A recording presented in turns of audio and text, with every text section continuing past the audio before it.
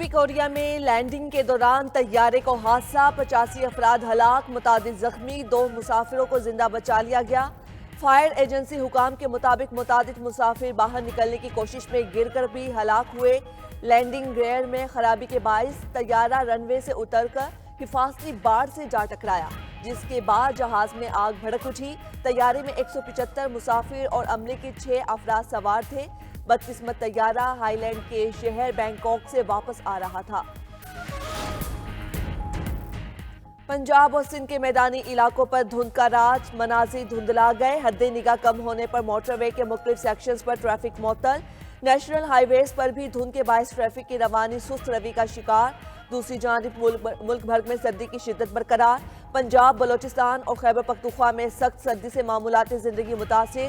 گلگت بلتستان اور کشمیر سمیت بالائی علاقوں میں برف باری سے سفید چادر بچھ گئی۔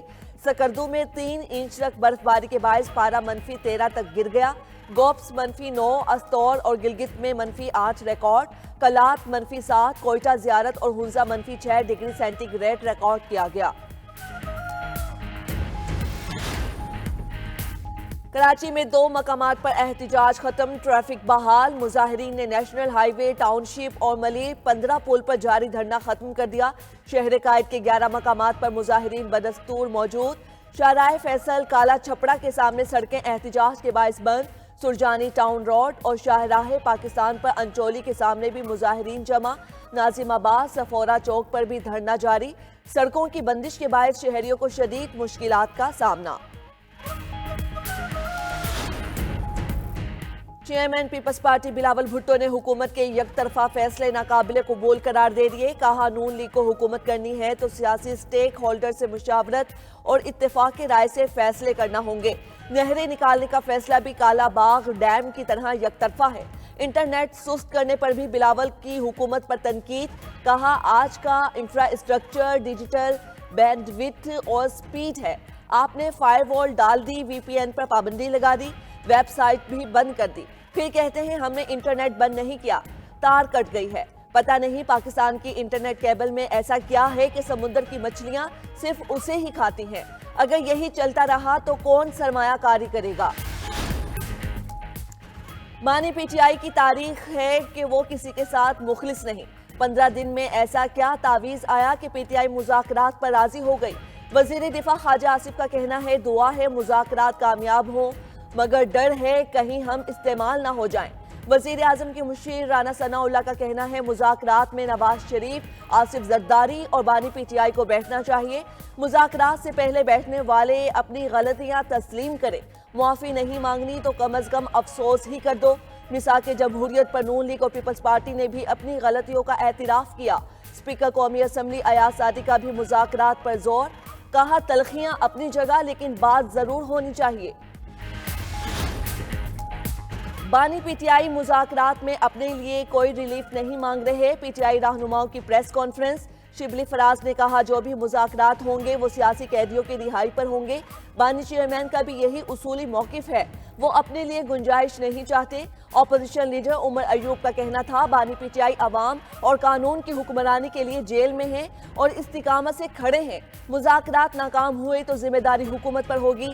اسد کیسر کا اپنی پارٹی سے زیادتیوں کا شکوہ۔ کہا ملک کی سب سے بڑی سیاسی پارٹی کو دیوار سے لگایا جا رہا ہے۔ تحریک انصاف کسی ملک سے توقع نہیں رکھتی، ہمیں عدالتوں سے انصاف ملے گا۔ بانی پی ٹی آئی ملنا چاہیں گے تو سوچ سمجھ کر فیصلہ کروں گا۔ مولانا فضل الرحمان کی صحافیوں سے گفتگو۔ کہا ہمارا گلا ہے عام انتخابات میں ہمیں لیول پلینگ فیلڈ نہیں ملی۔ 26ویں ترمیم میں ہم نے شخصیت کی بجائے اداروں کی مضبوطی کو مقدم رکھا۔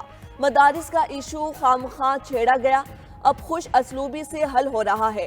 خیبر پختونخوا میں حکومت کی ریٹ کہیں بھی نظر نہیں آ رہی۔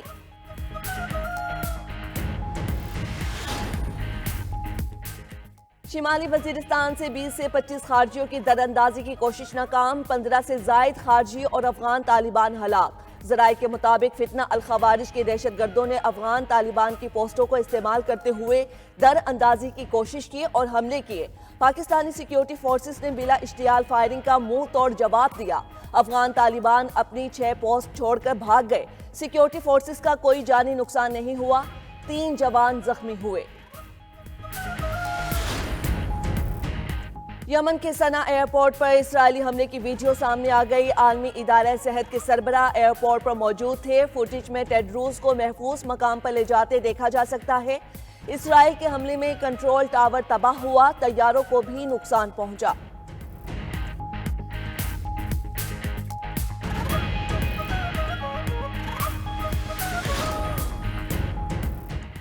قطر اور مصر کی ثالثی میں غزہ جنگ بندی کے لیے کوششیں جاری۔ قطری وزیر اعظم شیخ محمد بن عبد الرحمن الثانی کی حماس کے وفد سے ملاقات۔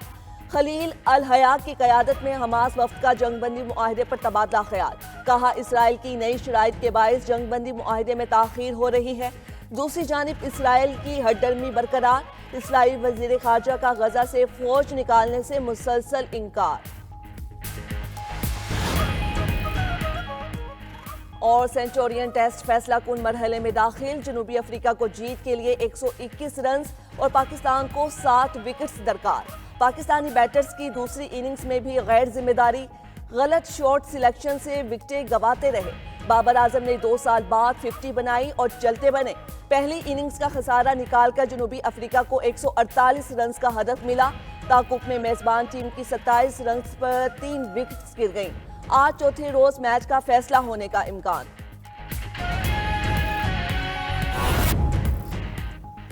پنجاب اور سندھ کے میدانی علاقوں پر دھند کا راج، مناظر دھندلا گئے۔ حد نگاہ کم ہونے پر موٹر وے کے مختلف سیکشنز پر ٹریفک معطل۔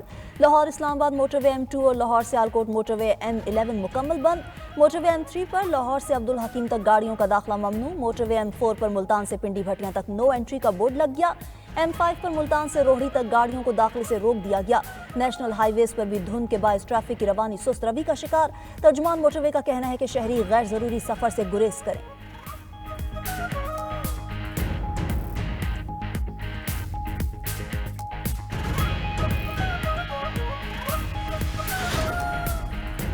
کراچی میں 2 مقامات پر احتجاج ختم، ٹریفک بحال۔ مظاہرین نے نیشنل ہائی وے ٹاؤن شپ اور ملیر 15 پل پر جاری دھرنا ختم کر دیا۔ شہر قائد کے 11 مقامات پر مظاہرین بدستور موجود۔ شارع فیصل کالا چھپرا کے سامنے سڑکیں احتجاج کے باعث بند۔ سرجانی ٹاؤن روڈ اور شاہراہ پاکستان پر انچولی کے سامنے بھی مظاہرین جمع۔ ناظم آباد صفورہ چوک پر بھی دھرنا جاری۔ سڑکوں کی بندش کے باعث شہریوں کو شدید مشکلات کا سامنا۔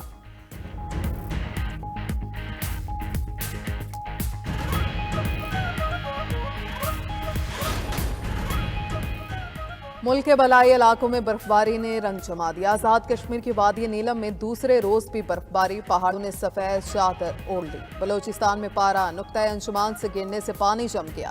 کوئٹہ، کلات، یوب اور دیگر علاقوں میں بھی شدید سردی، سڑکوں اور درختوں پر موجود پانی بھی جمنے لگا۔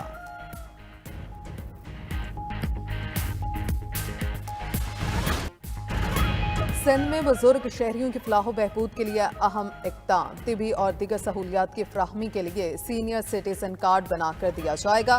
سندھ حکومت اور نادرا کے درمیان 3 سال بعد معاہدہ طے پا گیا۔ 92 نیوز کے پروگرام خبر کیا ہے نے خوشخبری سنا دی۔ ڈسٹرکٹ ہیلتھ اتھارٹی فیصل آباد میں کروڑوں روپے کی ہیر پھیر کا بھانڈا بھی پھوڑ دیا۔ کراچی میں محکمہ ریونیو کے افسران کے سسٹم کے لیے پھرتی کا پردہ بھی چار۔ افسران نے سابق چیئرمین اینٹی کرپشن کی زمین کے کھاتے تبدیل کر ڈالے۔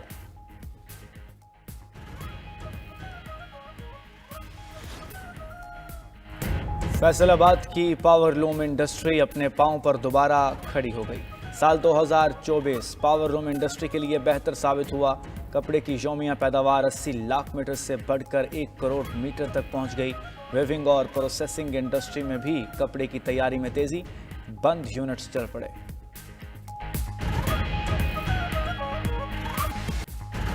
کرسٹیانو رونالڈو کا ایک اور اعزاز، مشرق وسطی کے بہترین کھلاڑی کا ایوارڈ بھی جیت لیا۔ دبئی میں صدی تقریب میں النصر کلب کے سٹار کھلاڑی رونالڈو کو گلوب سوکر ایوارڈ سے نوازا گیا۔ الہلال کے سٹار نیمار کو بہترین کارکردگی پر اعزازی ایوارڈ ملا۔ الہلال کے کوچ غسوس بہترین کوچ قرار پائے۔